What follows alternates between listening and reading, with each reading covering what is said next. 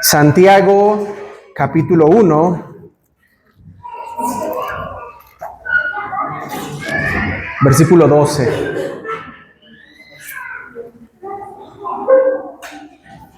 Santiago, capítulo 1, versículo 12 al 18. Y lo leemos todos juntos. Santiago, ahí está despuesito de Hebreos. Santiago 1, versículo 12 al 18. Y lo leo, dice así la palabra del Señor: bienaventurado el varón que soporta la tentación, porque cuando haya resistido la prueba, recibirá la corona de vida que Dios ha prometido a los que le aman. Cuando alguno es tentado, no diga que es tentado de parte de Dios, porque Dios no puede ser tentado por el mal, ni Él tienta a nadie, sino que cada uno es tentado cuando de su propia concupiscencia es atraído y seducido.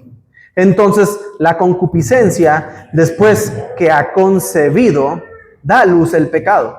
Y el pecado, siendo consumado, da a luz la muerte.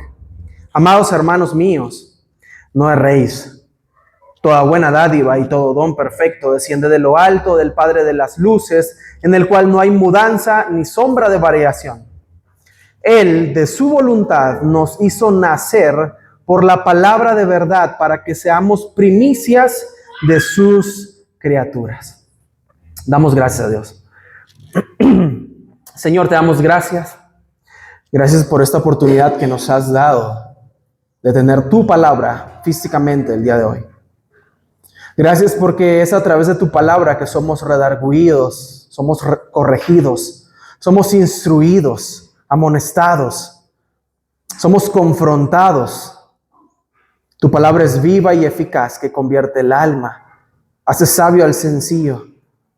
Gracias, Señor, porque fieles son tus dichos, los dichos que han salido de tu boca y que han sido plasmados en las Escrituras, que hoy podemos leerla en voz alta para que nuestra alma, nuestro corazón, nuestra mente puedan escuchar, puedan oír. Que bienaventurado el varón que soporta la tentación. Ayúdanos hoy, Espíritu Santo, a que seamos entendidos en tu palabra y seas tú tocando a nuestras vidas durante todo el sermón, en el nombre de Cristo Jesús. Amén. Y amén. Qué época la que estamos viviendo, hermanos, el día de hoy. Porque la responsabilidad parece que se ha desaparecido. La responsabilidad personal parece que se ha esfumado. Nadie se quiere ser responsable el día de hoy de los actos y de los errores que cometemos. Y esto es algo que lo vemos desde el principio de la creación. El ser humano no se quiso hacer responsable de su error. Le echó la culpa a alguien más. Y entonces, cuando alguien falla hoy en día, siempre hay un culpable. Nunca decimos yo soy el culpable, yo acepto mi error, yo tuve el error. Siempre nosotros nos enfrentamos a problemas y a errores y buscamos a quién señalar, buscamos a quién echarle la culpa. No, desde pequeños lo vemos, ¿no? Ahora que veo a los niños jugar y ¿quién hizo esto? Fue fulano, ¿no? Ellos nunca hicieron nada, pero siempre se echan la culpa. Desde chiquitos traemos eso en el ADN, de no querer aceptar nuestra responsabilidad de las cosas. Y es importante que aprendamos a ser responsables de los actos que hagamos, sean buenos o sean malos, que nos hagamos responsables. La familia no es culpable de nuestros errores. La sociedad no es culpable de nuestros errores. Es más, muchos tienen la costumbre de decir, el diablo tuvo la culpa. El diablo mentiroso, del diablo puerco que se metió. El diablo y todos le echamos la culpa al diablo. Y el diablo tiene toda la culpa del mundo. Hermanos, y el diablo ya está condenado. Usted y yo somos responsables de nuestros errores, de lo que hagamos. Y a veces hasta le echamos la culpa a Dios y nos enojamos con Dios. Pero Santiago le está escribiendo, les vuelvo a recordar esta parte, le está escribiendo a creyentes que estaban atravesando persecución, hambre, habían sido dispersados. Por eso inicia la carta diciéndoles a las 12 tribus que están en la dispersión, salud. Eran creyentes que venían de una cultura judía, habían dejado el judaísmo y habían aceptado seguir a Cristo. Pero a causa de ser cristianos, los cristianos estaban viviendo persecución en el primer siglo por el Imperio Romano. Entonces había pobreza, había sufrimiento y Santiago quiere decirles unas palabras muy bonitas. Y les está diciendo desde el principio, tengan por sumo gozo cuando se encuentren en diversas pruebas. Santiago no les está diciendo, ánimo, ten fuerza, oye, esto va a salir bien, no te preocupes, te mando un abrazo. Santiago le está diciendo, gócense en medio de las pruebas. En medio de la prueba, porque la prueba de vuestra fe produce paciencia. Pero luego de haber visto esta secuencia de lo hermoso que es pasar la prueba, pedir sabiduría para saber enfrentar la prueba y esa prueba de nuestra fe que está siendo formada a través del fuego, a través de las circunstancias, nos dimos cuenta que los problemas, hermanos, o el problema no son las pruebas. La prueba no es el problema es cómo respondemos a la prueba. Ese es el asunto. Dios puede usar una prueba para darnos fuerzas en medio de la debilidad, mientras que nuestra carne siempre va a intentar usar esa misma prueba para destruirnos. Siempre nos va a querer destruir. Por eso Santiago va a responder. Hay 4 preguntas que nos vamos a responder el día de hoy. Número 1, ¿qué recibe el que persevera? ¿Qué recibe el que persevera? Número 2, ¿quién tiene la culpa cuando pecamos? ¿Quién tiene la culpa cuando pecamos? Número 3, ¿cómo nace el pecado? ¿Cómo nace el pecado? Y número 4, ¿quién es realmente Dios? ¿Quién es realmente Dios? Diciendo todo esto, entramos entonces al versículo 12. Bienaventurado el varón que soporta la tentación, porque cuando haya resistido la prueba, recibirá la corona de vida que Dios ha prometido a los que le aman. Punto número 1, hermanos, el creyente que persevera es recompensado por Dios. El creyente que persevera es recompensado por Dios. Y encontramos una palabra muy hermosa que ya le hemos venido viendo durante varios domingos, la palabra bienaventurados. Bienaventurados, makairos en griego. ¿Qué quiere decir esto? Es aquel que posee el favor de Dios, es aquel que está alegre, que se alegra en la bendición y en el favor de Dios. No habla de alguien sin problemas, habla de alguien que tiene problemas, pero que sabe alegrarse en el favor de Dios en medio de los problemas. Habla de alguien que aún en medio del dolor tiene el gozo de saber que Dios está obrando. Y Santiago no está diciendo bienaventurado el que nunca es probado o el que nunca es tentado. Santiago está diciendo bienaventurado el varón que soporta la tentación. Esta palabra soporta es permanecer debajo de una carga sin abandonar el lugar. Qué increíble, es como que yo les ponga un bulto de cemento en sus hombros y les diga, de ahí no se muevan hasta que yo regrese. Y me voy a hacer mis compras. Y tú tienes que soportar los 45 kilos que pesa ese bultito. Después de 15 minutos, las piernas van a comenzar a temblar. Porque pesa, es difícil la carga de estar soportando el cemento encima de uno. Y comienzas a sudar y de remate añádele a eso, ¿no? El cemento se sale del bulto, del saco, y comienzas a sudar y se combina con tu sudor y el cemento ya no es sudor, ya es sudor con cemento que comienza a escurrir en tu cuerpo.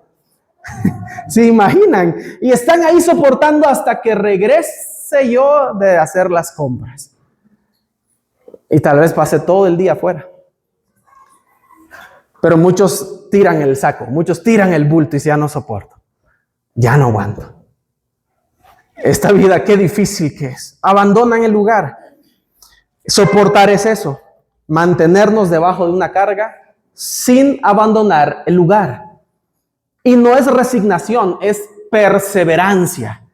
Es seguir obedeciendo cuando sería más fácil rendirme y tirar la carga. Muchos queremos rendirnos y tirar la carga. Santiago usa esa imagen, hermanos, una imagen para decir que Dios honra a quienes permanecen fieles.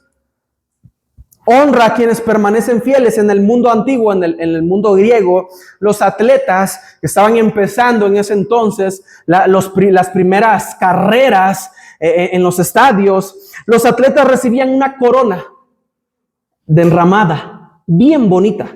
Y se la ponían después de haber vencido a su oponente y haber obtenido el primer lugar en la carrera. Hoy en día ya no vemos coronas. Hoy en día estamos viendo medallas en los Juegos Olímpicos.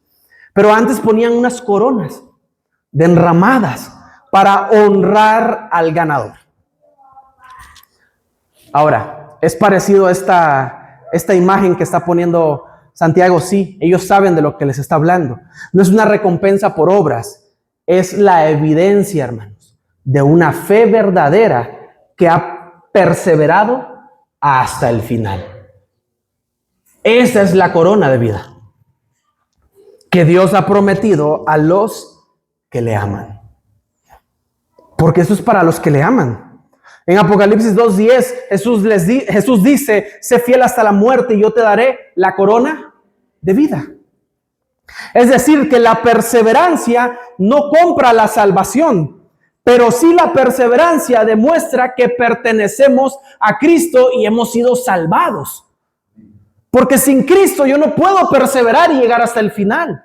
El famoso versículo, y el que persevera hasta el fin, este será salvo. Pero si nosotros leemos los versículos anteriores, está hablando de una persecución masiva. Y está hablando del que permanezca firme en medio de las circunstancias. No está hablando de el que va corriendo. Sí, estamos corriendo en la carrera. Pero esta carrera no se trata de correr más rápido. La carrera es de perseverancia. Es de constancia. Es de saber respirar y no perder el ritmo, hermanos. Es una carrera que vamos a encontrarnos con obstáculos en el camino.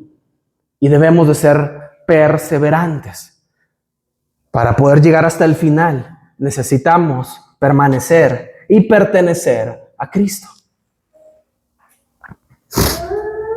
Cuando el oro pasa por el fuego, hermanos, ¿qué hace el fuego con el oro? ¿Lo qué? Lo está fundiendo, entonces lo vuelve líquido, lo vuelve puro. Se separa las impurezas y se puede formar y moldear a lo que uno desee.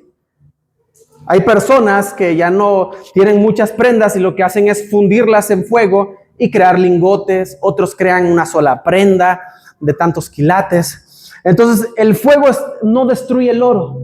El fuego, ustedes lo acaban de decir, le quita las impurezas. Entonces, ¿qué hace? Lo purifica. Entonces el fuego está purificando el oro.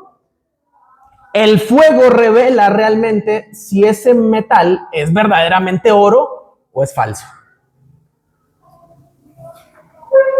Es lo que hace la prueba en la vida del creyente.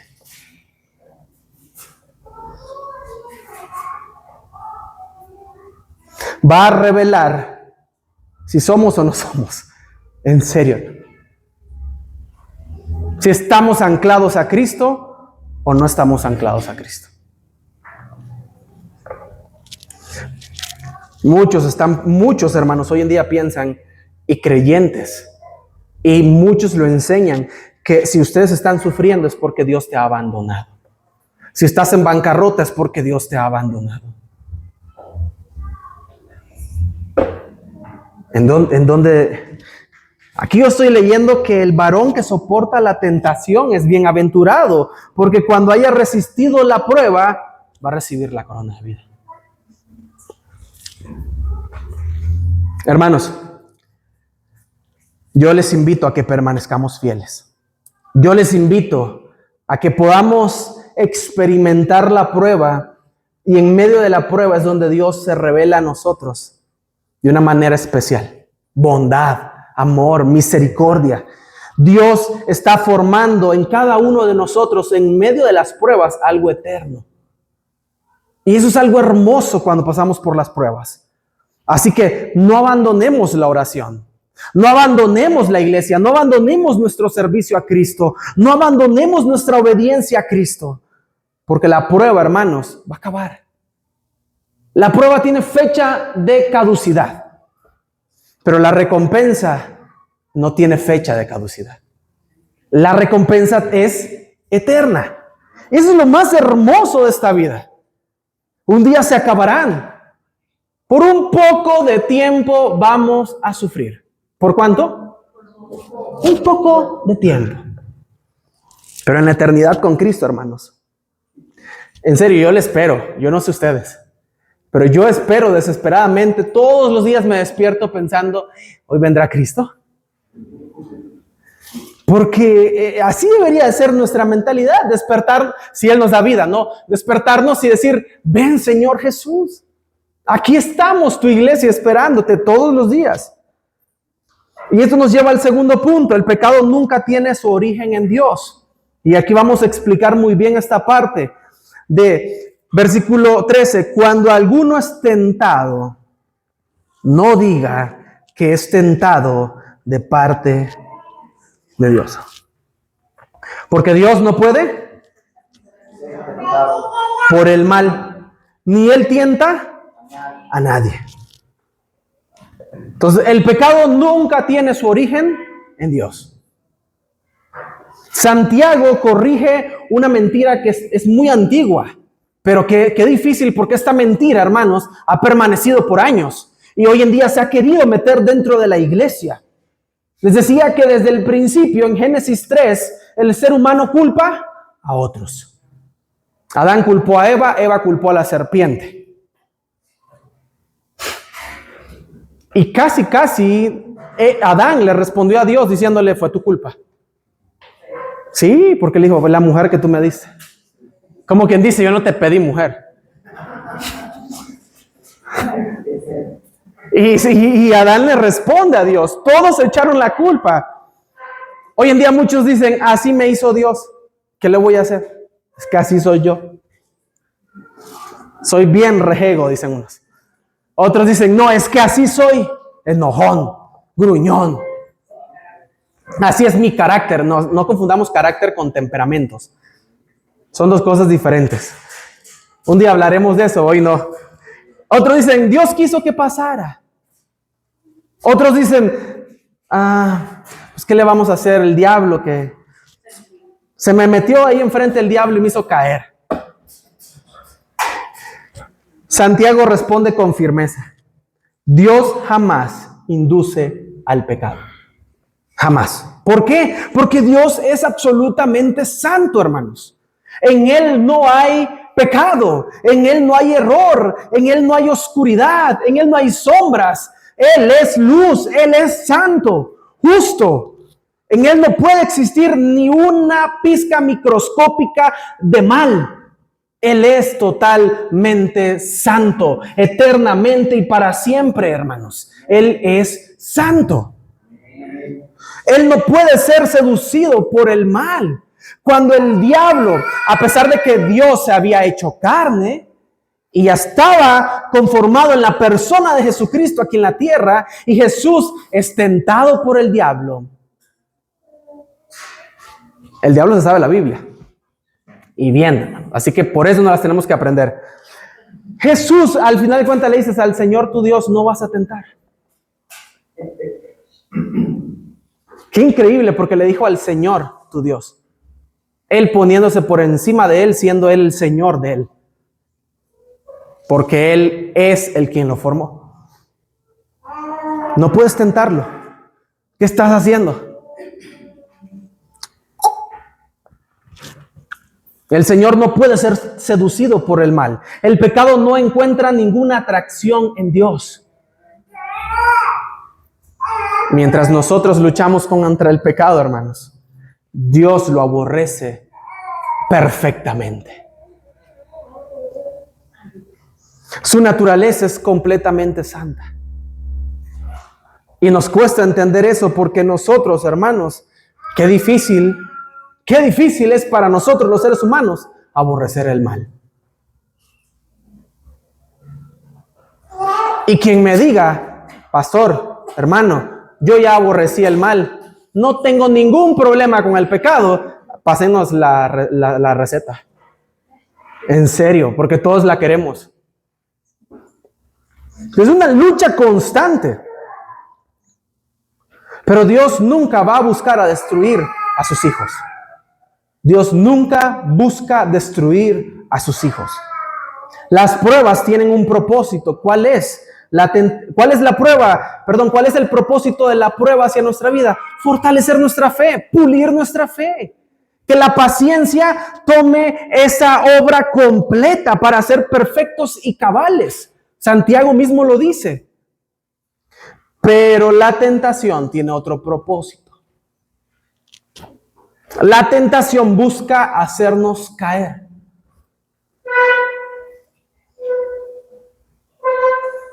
Dios permite la prueba, pero nunca produce una tentación.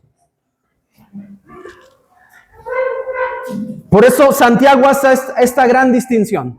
La prueba que Dios nos da, la encontramos desde el versículo 2 hasta el versículo 11. Esa es la prueba que Dios permite que atravesemos para que seamos pulidos. Pero nos va a hablar ahora de algo diferente. Se llama la tentación. Y por eso Santiago les dice, no erréis, hermanos, no erréis. Cuando alguno es tentado, no diga que es tentado de parte de Dios, porque Dios no puede ser tentado por el mal, ni Él tienta a nadie, sino que cada uno es tentado cuando de su propia concupiscencia es atraído y seducido. No erréis, hermanos. No se engañen. La peor mentira del pecado es hacernos creer que no somos responsables de nuestro pecado. Esa es la peor mentira.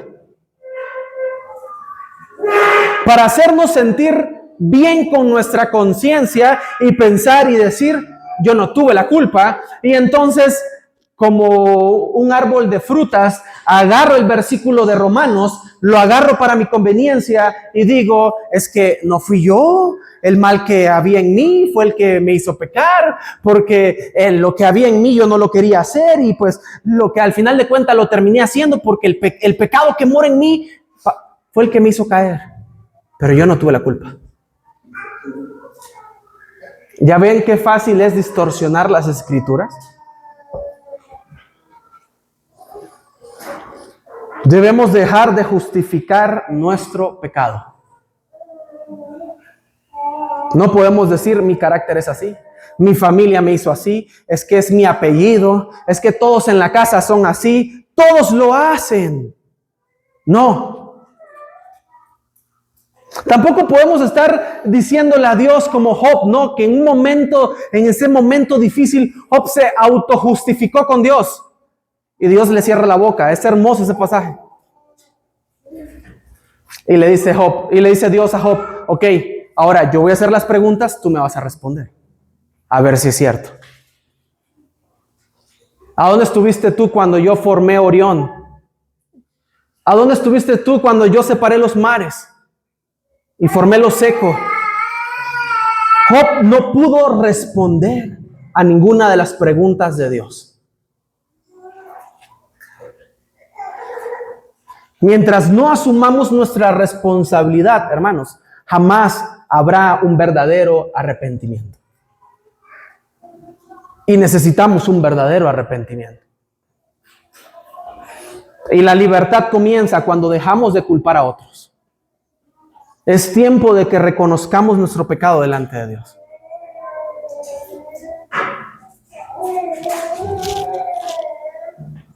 Y el pecado sigue un proceso, hermanos, que debe detenerse a tiempo.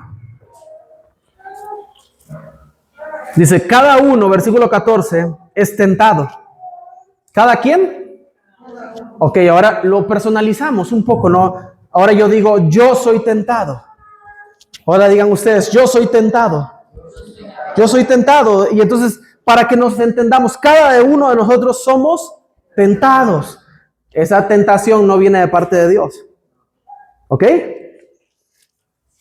Cuando de su propia concupiscencia es atraído.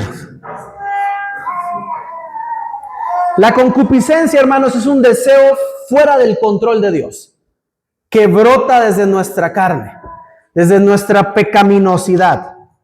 Ahora, no todo deseo es malo que brota en nosotros.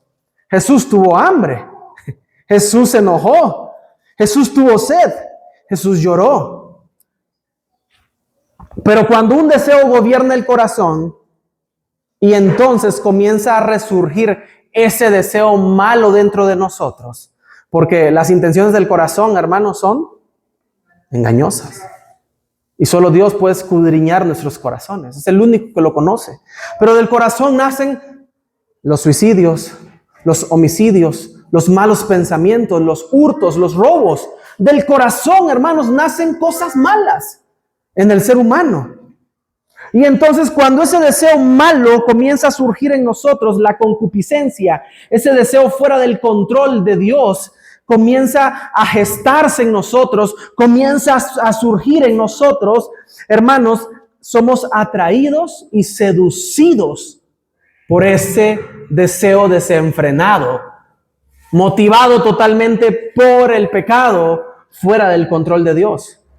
Y cuando digo fuera del control de Dios, no me estoy refiriendo a que Dios no tenga el control de las cosas, porque Dios tiene el control de las cosas. Sino de que es algo que Dios no puso en nosotros, sino está saliendo de nosotros por nuestra maldad que hay en nosotros. ¿Y cuál es el paso número 2? Dice, es atraído y seducido. Es una imagen de la pesca, hermanos. El pez no ve el anzuelo. El pez ve la comida. Hay muchos hoy en día que tiran sangre y vísceras de animales en el mar. Y entonces tiran las redes. La pesca es increíble, hermano. Hasta tiburones cazan en esas redes. Porque los peces se ven seducidos por el alimento. Solo ven el alimento. Así actúa el pecado. El pecado promete placer, seducción. Oculta la destrucción. Nunca nos va a mostrar el precio de esa consecuencia que va a surgir después. El pecado se disfraza. Nos hace pensar que es bueno, que es delicioso, que nos va a ayudar. Y entonces, cuando mordemos el anzuelo, ya estamos bien enganchados. Bien enganchados. Y eso va al paso número 3, versículo 15. Entonces la concupiscencia, después que ha concebido, que ya mordimos el anzuelo, da a luz el pecado. Cuando el corazón acepta la tentación, nace el pecado. Nos vemos tentados en muchas áreas de nuestra vida, todos los días. Pero cuando nosotros mordemos el anzuelo y caemos en la tentación, ya pecamos.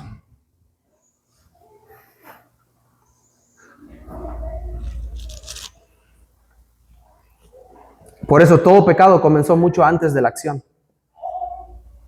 Jesús lo sabía. Jesús nos los advirtió. Jesús nos los enseñó, hermanos.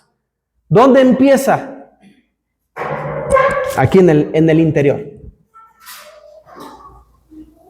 Los hombres no necesitan ir a un prostíbulo hoy en día. Las mujeres tampoco necesitan ir a buscar hombres. Todo se puede hacer aquí ya.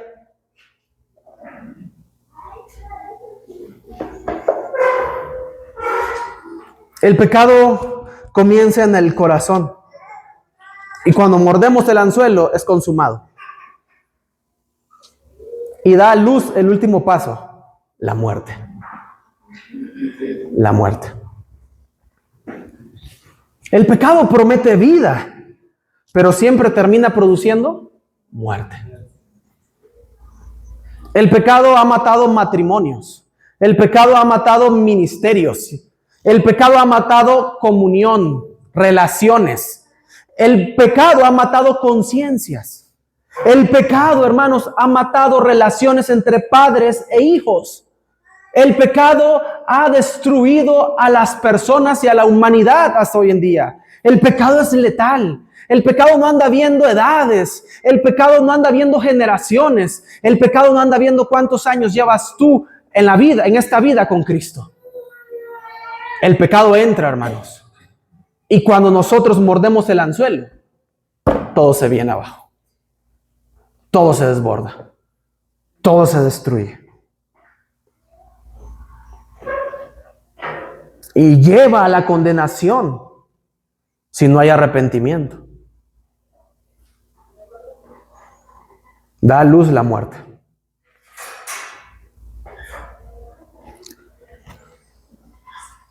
Una vez alguien me llamó y me dijo, Yader, me quiero suicidar. Pero yo estaba aquí en México y esa persona ya estaba en Nicaragua. Perdón, pero yo les dije, perdón lo que voy a decir, pero yo le dije en el teléfono, pues suicídate. A ver si sí. Y se puso a llorar. Y lloró como una hora ahí. ¿No que te ibas a suicidar? Es que me da miedo. No, pero se ríen, pero era algo cierto, hermanos. En serio. Pero yo le dije, suicídate. ¿Saben por qué? Porque el que se va a suicidar no avisa. Porque ya mordió el anzuelo. Cuando se acercan las personas en el edificio, es que me resbalé. No. Te acercaste, te asomaste, te despides de todos, pero nadie te está viendo y te vas.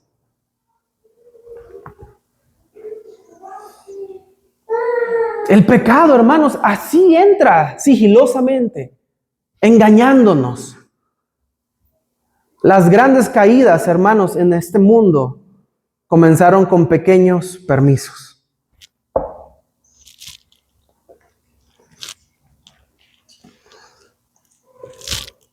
Hay algo que una vez leí, me estoy tratando de acordar, no lo anoté, pero me estoy tratando de acordar del nombre. Es el líder de los puritanos, a ver si me ayudas, amor. John Owen. John Owen escribe en su libro La mortificación del pecado. Y en la mortificación del pecado él habla acerca de cómo matar de hambre a la carne. No alimentar a la carne.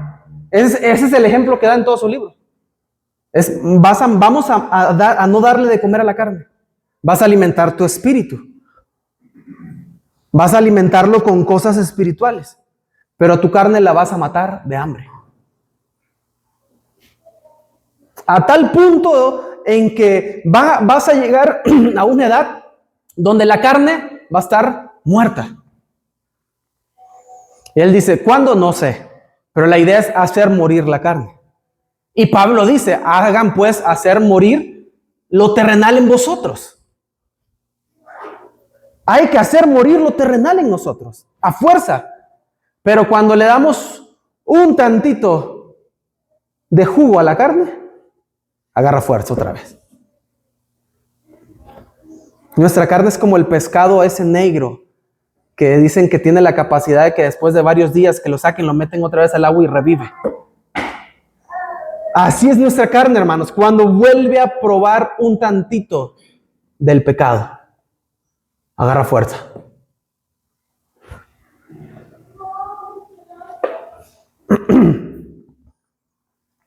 Y es algo que debemos de tomar asuntos importantes. Debemos de tomar decisiones drásticas. Si mis amigos no tienen conversaciones que me vayan a edificar, me alejo. No son mis amigos.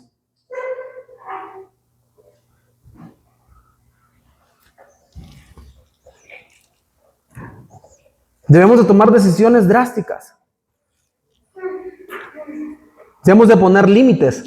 Debemos de alejarnos. Debemos de comenzar evitando las cosas que nos pueden hacer caer. Por eso Dios muestra que Él es la fuente de todo bien. Amados hermanos míos, versículo 16. Él les dice, no erréis, no se engañen. En serio. ¿Saben por qué, hermanos? Porque toda buena dádiva y todo don perfecto desciende. O sea, de lo alto. Pareciera como que todo está súper redundado, ¿no?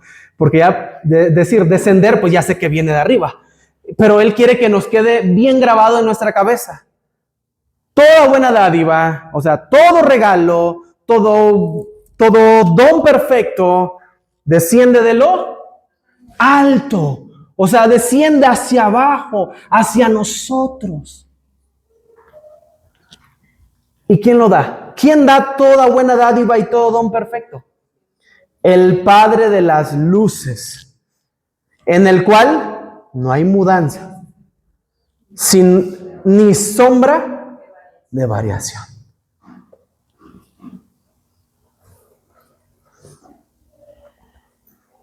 Después de haber hablado del pecado, Santiago nos dirige a todos, pone nuestra mirada hacia lo alto, para que podamos ver al Padre de las luces, en el cual no hay mudanza, hermanos, no hay sombra de variación, no hay engaño.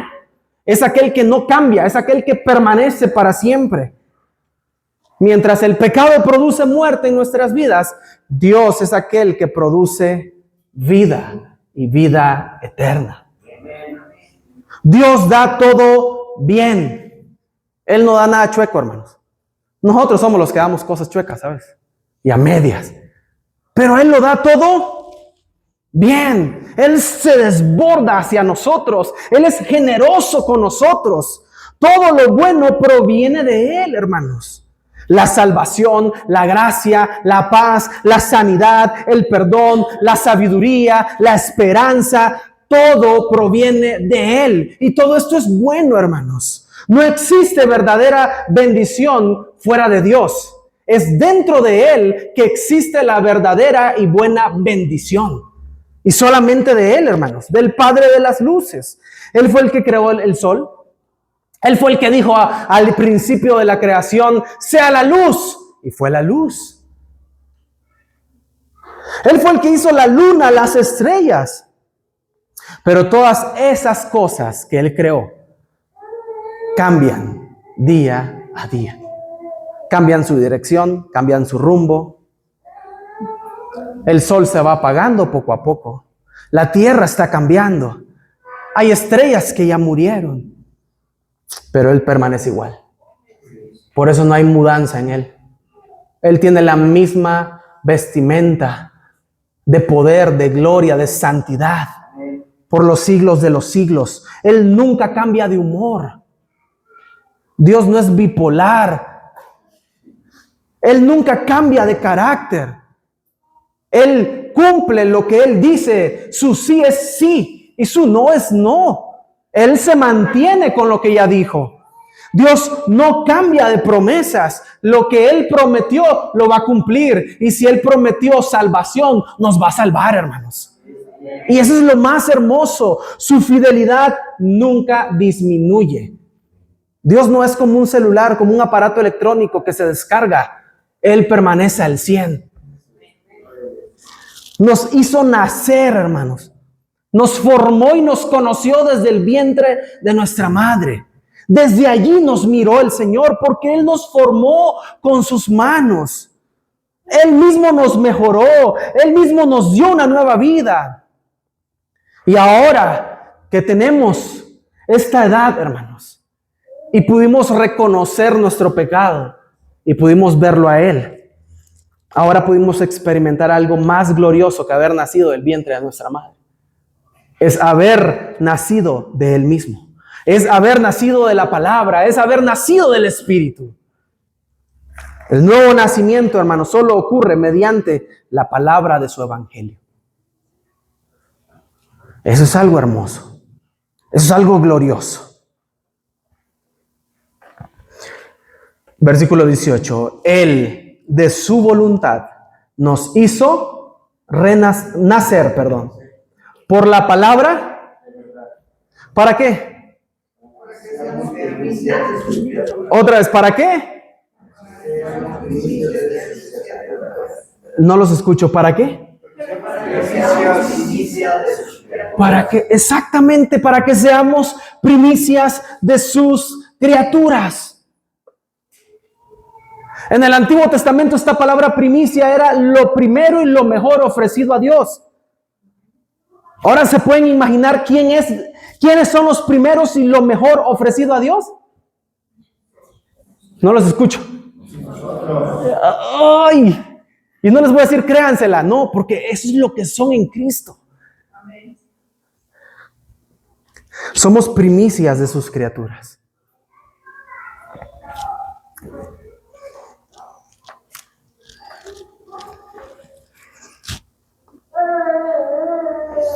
Y si somos las primicias de sus criaturas, somos llamados a reflejar cómo será el reino de Cristo. Nuestra identidad ya no está en nuestro pasado, hermanos. Está en Cristo. Tu identidad no está en tu pasado. Está en Cristo. No vivimos para el pecado. Hemos muerto al pecado para ahora vivir para Cristo, porque hemos nacido por la palabra de verdad. Y si Dios nos ha dado una nueva vida, hermanos, en serio, se los voy a pedir de hermano a hermano, de amigo a amigo. Si Dios nos ha dado una nueva vida, vivamos esa nueva vida. En serio, vivámosla. Nosotros somos una familia en Cristo. Vivamos esa nueva vida. Que nuestros vecinos vean a Cristo. Si nos echan agua, si nos echan cosas, respondamos de la mejor manera. Que ellos vean a Cristo en nosotros. Que esta iglesia, hermanos, el anhelo es que esta iglesia, aquí en Chachapa, esta iglesia local, esta familia, puedan reflejar a Cristo en la comunidad, en sus familias, en donde quiera que nos encontremos, en nuestros trabajos, allí reflejemos a Cristo. Santiago deja 4 verdades que todo creyente debe recordar, hermano. 4 verdades. La perseverancia tiene recompensa. Número 2, Dios nunca es el autor del pecado. Es la concupiscencia. El pecado nace en el corazón y termina produciendo muerte. Y número 4, Dios es inmutable. Él es bueno y nos dio una vida nueva por medio de la palabra de verdad. Esa es la gran diferencia entre la muerte y la vida, hermanos. ¿Cuál? Dicen ustedes. La gran diferencia no está en la intensidad de la prueba. La gran diferencia es en a quién acudimos cuando nos encontremos en las pruebas. Y a quién acudimos cuando estamos siendo tentados. Cuando nosotros miramos hacia nuestras propias fuerzas, cuando yo veo hacia mi interior y digo, yo soy fuerte, yo me sé la Biblia, Cuando yo veo hacia adentro y digo, llevo tantos años siendo cristiano. Cuando yo veo hacia adentro y digo, soy fuerte. Es ahí donde caemos. Es ahí donde perdimos la batalla. Por confiar en nosotros mismos. ¿Ven la diferencia de lo que enseña el humanismo? El humanismo te dice, confía en ti mismo. El evangelio te dice, deja de confiar en ti y confía en Cristo. Porque cuando tú mires a Cristo, encontrarás gracia para vencer. Cuando tú ves a Cristo, Cristo te hace más que vencedor. Cuando tú ves a Cristo, ves el cumplimiento perfecto, hermanos, de este pasaje que hoy vimos. Él soportó la prueba sin pecar y resistió toda tentación del diablo en el desierto. Adán no pudo, pero Cristo venció lo que Adán no pudo vencer. Y nosotros fallamos, pero Cristo pudo vencer en una cruz, entregando su vida para que tú y yo podamos disfrutar de esta victoria, que es en Cristo Jesús nuestro Señor. En la cruz Él llevó el castigo de nuestros pecados, hermanos. Él nos ha dado gracia y resurrección. Él nos ha dado perdón. Y también nos ha dado una vida para poderla vivir, una vida nueva. Y esto se los digo, hermanos, porque Dios nos ama y se preocupa por nosotros. Y yo les puedo preguntar el día de hoy, ¿con qué estamos luchando? ¿Con qué tentación nos estamos enfrentando el día de hoy? Yo les puedo preguntar, con tal de que ustedes puedan realmente ponerse a pensar, ¿con qué estoy batallando el día de hoy? Pero déjenme decirles, Dios ya lo sabe y lo conoce. Él sabe cuál es nuestra tentación. Él sabe cuál es nuestra lucha el día de hoy. Él sabe cuál es nuestra debilidad. Y por eso Él nos ofrece gracia para poder vencerla. Porque Él nos conoce, Él nos ofrece diciendo, vengan a mí, arrepiéntanse, vengan a mí. Yo soy fiel para sostenerlos. Yo los puedo hacer perseverar. Yo soy poderoso para transformarlos. Confíen en mí. Es todo lo que Cristo nos está diciendo. Bienaventurado el varón que soporta la tentación, porque cuando haya recibido la prueba, recibirá la corona de vida que Dios ha prometido a los que le aman. Y esta corona de vida, hermanos, toda buena dádiva y todo don perfecto viene de Él. Oramos. Señor, te damos gracias el día de hoy. Gracias por este tiempo tan hermoso que nos has permitido